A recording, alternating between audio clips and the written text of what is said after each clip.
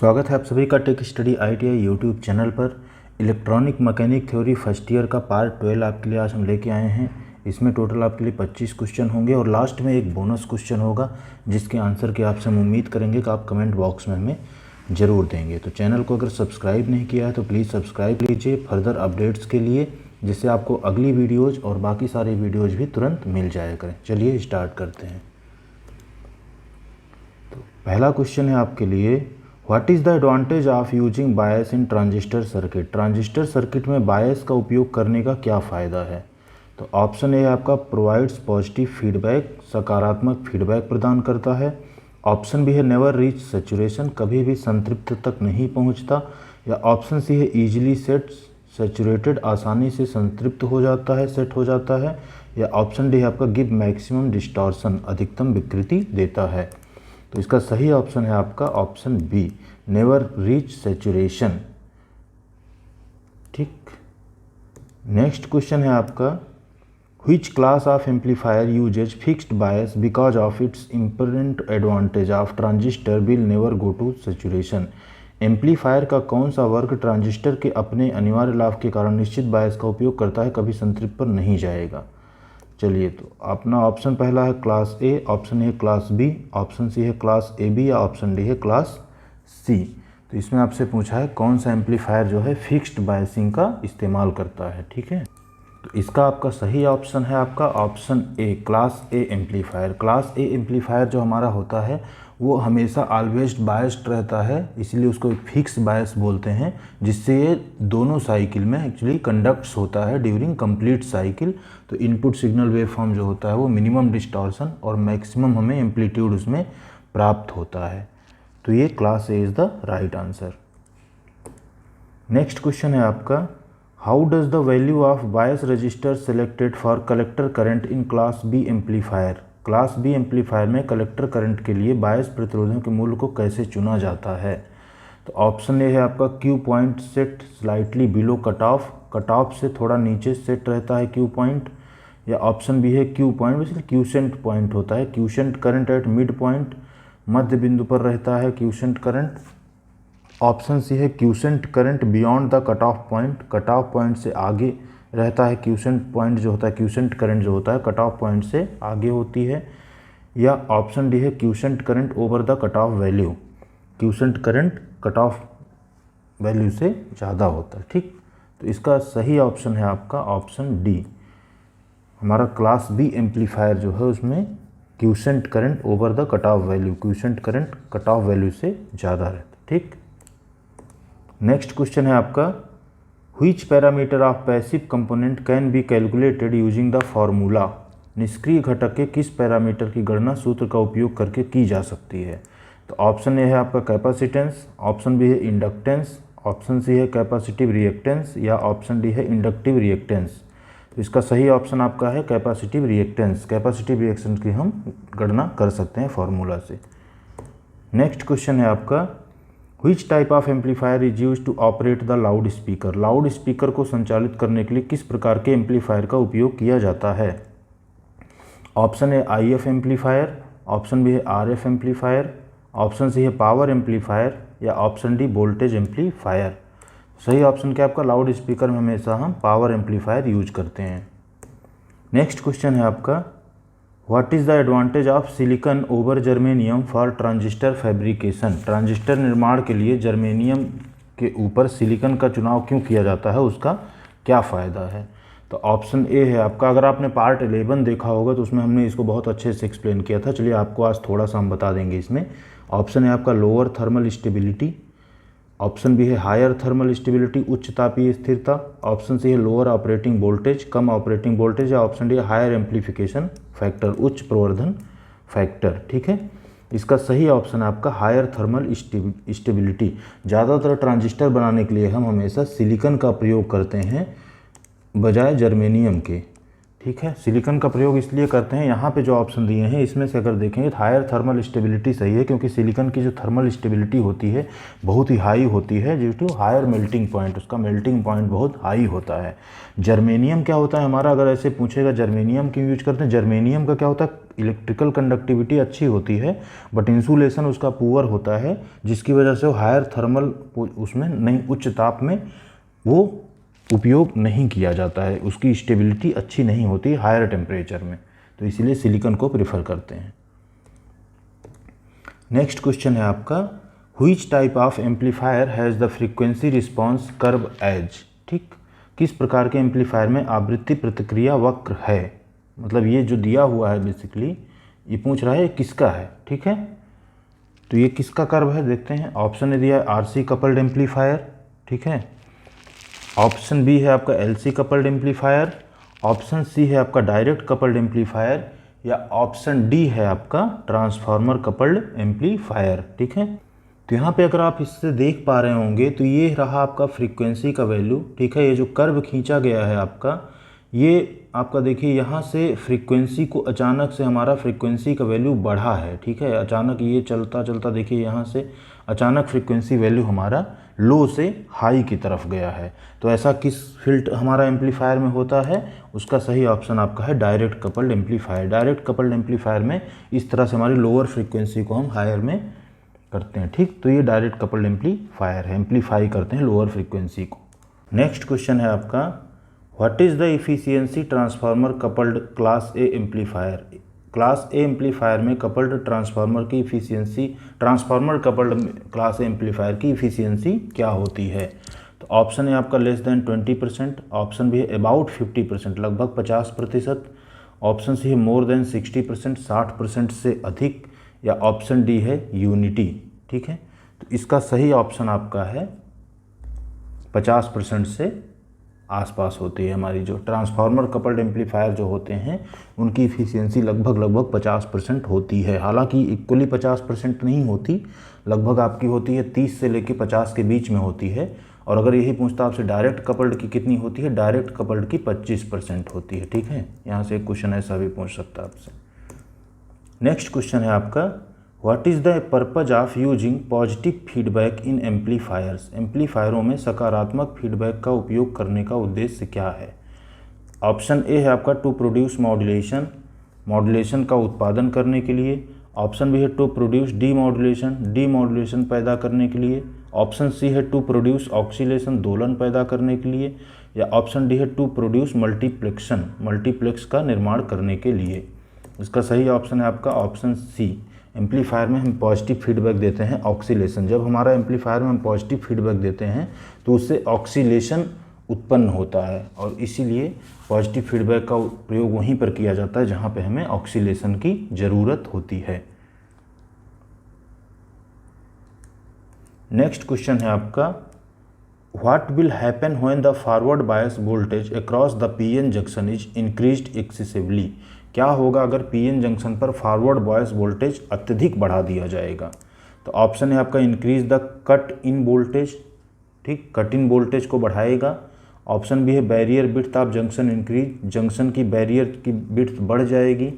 Option C है junction ruptured and short circuited, junction जो है ब्रेक हो जाएगा और शॉर्ट सर्किट हो जाएगा। ऑप्शन डी है no current flow through the junction, junction से कोई करंट नहीं बहेगा। तो इसका सही ऑप्शन आपका होगा ऑप्शन सी, हमारा जंक्शन जो है रप्चर्ड होकर शॉर्ट सर्किट हो जाएगा। क्योंकि जैसे हम फॉरवर्ड वोल्टेज इंक्रीज करते हैं तो प्रैक्टिकली जो वैल्यू है डिप्लेशन रीजन जो होता है हमारा ट्रांजिस्टर का, जो डिप्लीशन रीजन होता है जंक्शन का, वो हमेशा क्या होता है नैरो होता चला जाता है। मतलब अगर वो इतना चौड़ा इस तरह रहता है तो वो पतला होता चला जाता है। और जैसे ही बैरियर होता है बेसिकली एक तरह का डिप्लीशन रीजन अगर इस तरह से पतला होता चला जाएगा तो एक समय ऐसा आएगा कि मेजॉरिटी चार्ज जो है उसको क्रॉस कर जाएंगे, तो मतलब हमारा जंक्शन रप्चर होकर शॉर्ट सर्किट हो जाएगा। इस तरह से इस तरह होता है ना हमारा, मान लीजिए पीएनपी ट्रांजिस्टर या कुछ भी है, पीएन जंक्शन है, तो यहाँ पे एक बैरियर होता है हमारा।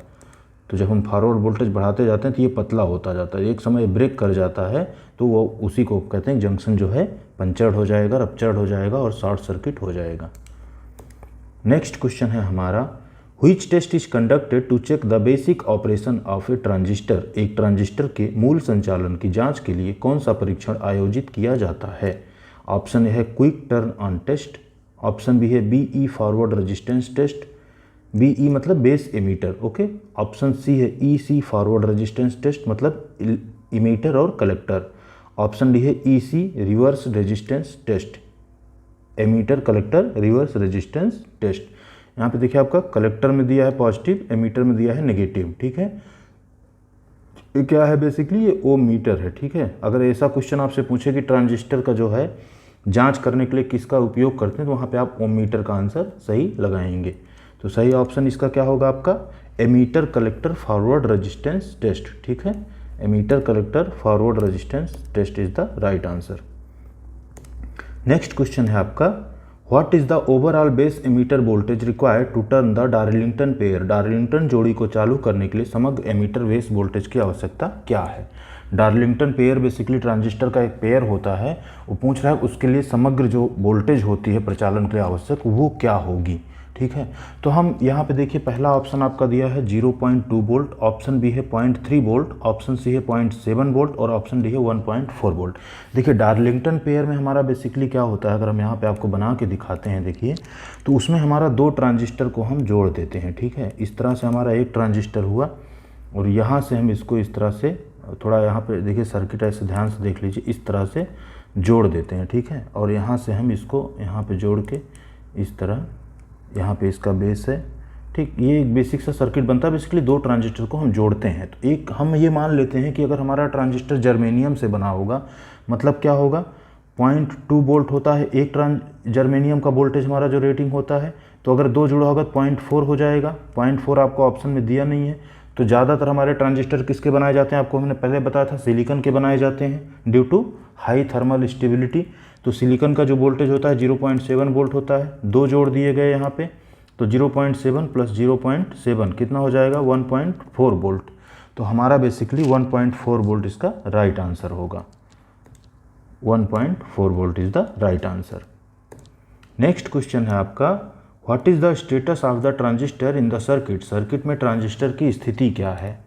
एक्टिंग ऑन एन एम्पलीफायर, एक एम्पलीफायर पर, एक्टिंग ऑन एन ऑक्सीलेटर, एक ऑक्सीलेटर पर, acting on an open switch, एक ओपन स्विच की तरह काम कर रहा है, या acting on a closed switch, एक क्लोज स्विच की तरह काम कर रहा है।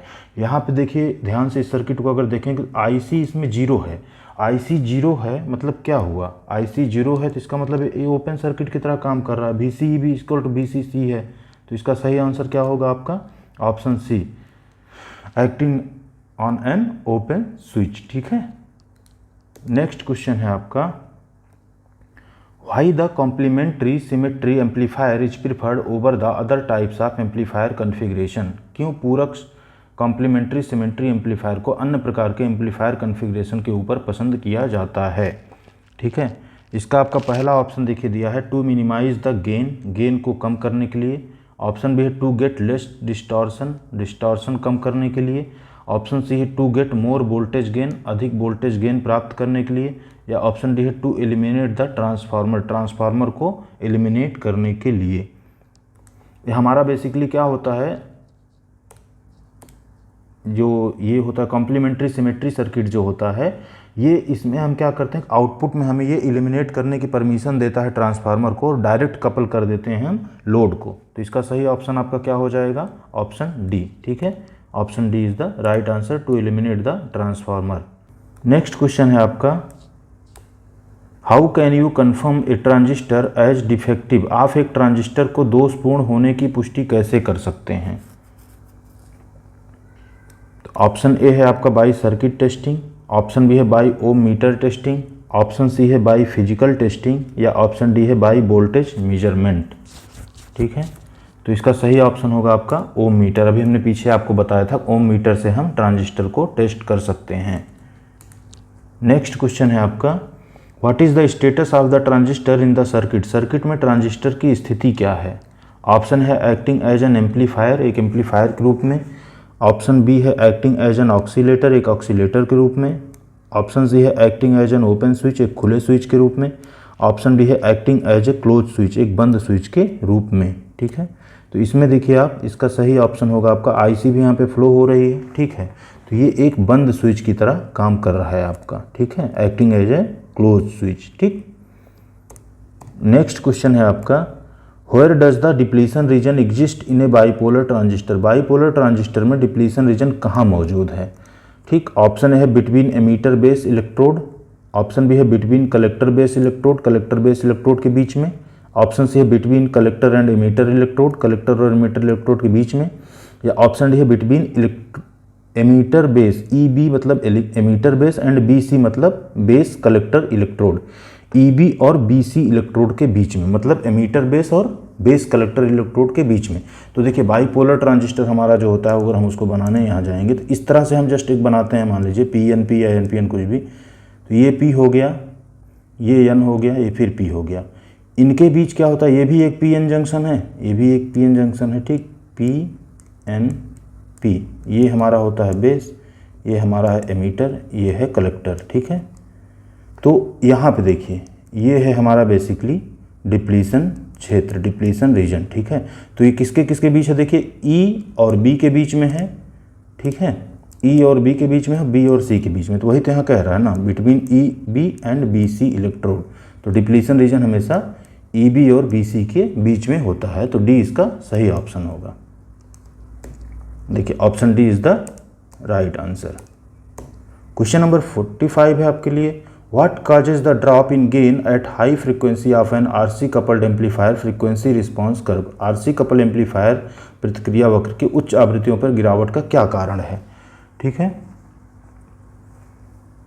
ऑप्शन ए देखिए इसका है voltage divider bias arrangement, option B है decreased reactance of coupling capacitor, ठीक, कपलिंग कैपेसिटर की घटती प्रतिक्रिया, ऑप्शन सी है increased reactance of coupling capacitor, coupling capacitor की बढ़ी हुई प्रतिक्रिया, या ऑप्शन प्रतिक्रिया मतलब रिएक्टेंस, ठीक, यहाँ रिएक्टेंस बोलिए उसको, ऑप्शन डी है parasitic capacitance and transistor frequency dependence gain, ठीक, पैरासिटिक कैपेसिटेंस और ट्रांजिस्टर आवृत्ति निर्भरता लाभ, ठीक। तो इसका सही ऑप्शन क्या होगा, देखिए हमारा जो इंटरनल कैपेसिटेंस होता है ट्रांजिस्टर का, ठीक है, वो लो इनपुट इम्पीडेंस हायर फ्रीक्वेंसी पे देता है, जिसकी वजह से हमारा गेन लो होता है। मतलब रिएक्टेंस का बेसिकली इसमें कोई रोल नहीं है, जो कैपेसिटेंस होता है हमारा इंटरनल, उसकी वजह से हमारा जो गेन होता है वो हमेशा ड्रॉप करता है, ठीक है। तो हमारा जो सीसी मतलब कलेक्टर का जो इंटरनल कैपेसिटेंस होता है, यहाँ पे देखिए आपको सीसी मेंशन किया हुआ है, उसकी वजह से हमारा शंटिंग इफेक्ट आता है। तो इसलिए हायर फ्रीक्वेंसी में हमारा गेन वो होता है, डाउन होता है, और यहाँ पे वही पूछ रहा है। तो इसका सही ऑप्शन आपका होगा ऑप्शन डी, ठीक है, parasitic capacitance and transistor frequency dependence gain, ठीक है। नेक्स्ट क्वेश्चन है आपका, how does the transistor behaves above the knee voltage and below the breakdown voltage in the characteristic curve. Transistor knee voltage के ऊपर और breakdown voltage के बीच में कैसे काम करता है, ये बेसिकली आपसे पूछ रहा है। तो ऑप्शन ए है वोल्टेज कंट्रोल्ड ऑक्सीलेटर, वोल्टेज नियंत्रित ऑक्सीलेटर, ऑप्शन बी है करंट कंट्रोल्ड ऑक्सीलेटर, करंट नियंत्रित ऑक्सीलेटर, ऑप्शन सी है कंट्रोल्ड कांस्टेंट करंट सोर्स, निरंतर करंट सोर्स नियंत्रित करना, या ऑप्शन डी है कंट्रोल्ड कांस्टेंट वोल्टेज सोर्स, नियंत्रित वोल्टेज सोर्स। तो यहाँ पे कर्व देखिए आप, कलेक्टर एमीटर वोल्टेज दिया है, ये वोल्टेज है इधर, ये हमारा करंट लिया है। तो यहाँ पे देखिए ये है नी पॉइंट आपको दिया है, ठीक। नी पॉइंट से ऊपर का कर्व आपका कैसे गया, देखिए तो क्या हुआ है, यहाँ पे आप देख पा रहे हैं कि आपका करंट जो है वो नहीं बढ़ रहा है, सिर्फ और सिर्फ वोल्टेज बढ़ रहा है, ठीक है। तो क्या होगा इसका option, option C is the right answer, constant controlled constant current source, ठीक। चलिए देखते हैं, yes option C is the right answer, constant current controlled source, controlled constant current source. Next question है आपका, in which quantity affects the Q point of a transistor amplifier. एक transistor amplifier के Q बिंदु को किस मात्रा में कौन प्रभावित करता है। ऑप्शन है डिक्रीज टेम्परेचर, तापमान में गिरावट, ऑप्शन बी है इंक्रीज टेम्परेचर, तापमान में वृद्धि, ऑप्शन सी है प्रॉपर बायसिंग मेथड, उचित बायस विधि, ऑप्शन डी है मिसमैच सिग्नल, बेमेल संकेत। मतलब इसमें पूछ रहा है क्यू पॉइंट को कौन सी क्वांटिटी अफेक्ट करती है ट्रांजिस्टर में। तो बेसिकली इसका सही ऑप्शन होगा आपका ऑप्शन बी, इंक्रीज टेम्परेचर। जैसे हमारा टेम्परेचर इंक्रीज होता है, थर्मल रन अवे होने का चांस रहता है ट्रांजिस्टर में, उससे क्या होगा कि हमारा जो क्यू पॉइंट है वो शिफ्ट कर जाता है, ठीक है, इनटू द सैचुरेशन रीजन। तो तापमान में वृद्धि हमारा एक मेन कारण होती है। नेक्स्ट क्वेश्चन है आपका, which type of circuit is used in the oscillator. Oscillator में किस प्रकार के सर्किट का उपयोग किया गया है। यहाँ पे देखिए आपको एक सर्किट दिया हुआ है और आपसे पूछ रहा है किस प्रकार का सर्किट है, ठीक है। तो इसमें अगर सर्किट में आप ध्यान से देखेंगे, हम अगर पूरा पढ़ाने जाएंगे, यहाँ पे आपके ऑक्सीलेटर बताने जाएंगे तो बहुत टाइम लगेगा। तो बेसिकली अगर आप ऑक्सीलेटर देखते हैं तो इसमें एक चीज़ पाएंगे आप कि इसके सीरीज में इंडक्टेंस के साथ 2 कैपेसिटेंस लगा हुआ है। तो ऐसा हम किस में लगा हुआ देखते हैं अक्सर, जो हमारा क्या बोलते हैं इसको, शंट फेड कॉलपिट ऑक्सीलेटर, ठीक है। हमारा कॉलपिट ऑक्सीलेटर में इस तरह से 2 सीरीज में कैपेसिटर यूज होते हैं ना एलसी सर्किट में, तो उसी को हम बोलते हैं शंट फेड कॉलपिट ऑक्सीलेटर। तो इसका ऑप्शन बी सही ऑप्शन होना चाहिए। चलिए आगे देखते हैं option. Yes, option B is the right answer, shunt fed Colpitts oscillator. LC circuit के साथ 2 सीरीज में अगर हमारे कैपेसिटर जुड़े रहते हैं तो उनको हम कॉलपिट ऑक्सीलेटर कहते हैं। शंट में जुड़े हैं चूँकि, इसलिए इनको, यहाँ पे शंट है ना, तो इनको इसलिए हम इस तरह से बोल देते हैं, ठीक। क्वेश्चन नंबर 49 है, which type of circuit is used. किस प्रकार के सर्किट का उपयोग किया जाता है। ऑप्शन है हार्टले ऑक्सीलेटर, ऑप्शन बी है कॉलपिट ऑक्सीलेटर, ऑप्शन डी है crystal oscillator, option C D है आरसी फेज शिफ्ट ऑक्सीलेटर। यहाँ पे देखिए आप, आरसी फिर आरसी फिर आरसी, ठीक। तो इसका सही ऑप्शन क्या होगा आपका, कैसे होगा वो पहले बता देते हैं। आरसी फेज शिफ्ट में क्या होता है, यहाँ पे देखिए, यहाँ पे क्या दिया है आपको 180 डिग्री। हर एक आरसी इसके बाद सेक्शन के बाद 60 डिग्री जो है वो फेज शिफ्ट होता है। तो 60 यहाँ पे शिफ्ट हुआ, 60 यहाँ पे शिफ्ट हुआ, 60 यहाँ पे शिफ्ट हुआ, टोटल कितना आ गया 180। तो इसको क्या बोलते हैं हम, फेज शिफ्ट ऑक्सीलेटर ही तो हुआ। तो इसका सही ऑप्शन होगा आपका RC phase shift oscillator, option D is the right answer. Question number 50 है आपका, what is the natural shape of quartz crystal. एक क्वार्ट्ज क्रिस्टल का प्राकृतिक आकार क्या है। ऑप्शन ए है cylindrical shape with pyramid at ends, सिरों पर पिरामिड के साथ बेलनाकार आकृति। ऑप्शन बी है cube shape with pyramid at ends, अंत में पिरामिड के साथ घन आकार। ऑप्शन सी है pentagonal prism with pyramid at end, अंत में पिरामिड के साथ पेंटागोनल प्रिज्म। या option D hexagonal prism with pyramid at ends, सिरों पर पिरामिड के साथ हेक्सागोनल प्रिज्म। सही ऑप्शन क्या है आपका, ऑप्शन डी। हमारे जो क्वार्ट्ज क्रिस्टल होते हैं वो हेक्सागोनल शेप में होते हैं, उनके ऊपर एक पिरामिड जैसा रहता है सिरों पर। कैसे होता है चलिए इमेज में देख लीजिए। ये है आपका हेक्सागोनल शेप, ये हो गया आपका जो उसके ऊपर पिरामिड जैसा रहेगा, और इस तरह से होता है हमारा, दोनों सिरों पर ये पिरामिड लग गया और इस तरह से होता है हमारा क्वार्ट्ज क्रिस्टल। ये है बेसिकली क्वार्ट्ज क्रिस्टल, ठीक। चलिए उम्मीद करते हैं आपको समझ में आएंगे क्वेश्चन। चलिए अगला क्वेश्चन आपके लिए बोनस क्वेश्चन है, जिसके आंसर की उम्मीद हम आपसे कमेंट बॉक्स में करेंगे। क्वेश्चन है आपका bonus question, what is the current gain of a common base amplifier. एक सामान्य बेस एम्पलीफायर में करंट गेन क्या होती है। ऑप्शंस आपके हैं unity, option B infinity, option C greater than 1 या ऑप्शन डी लेस देन 1, ठीक। चलिए इसका आंसर जल्दी से आप कमेंट बॉक्स में बताइएगा। पूरा वीडियो देखने के लिए बहुत बहुत धन्यवाद। चैनल को अगर सब्सक्राइब नहीं किया है तो प्लीज़ सब्सक्राइब कर दीजिए और लाइक और शेयर करना मत भूलिए वीडियो को। बहुत बहुत धन्यवाद।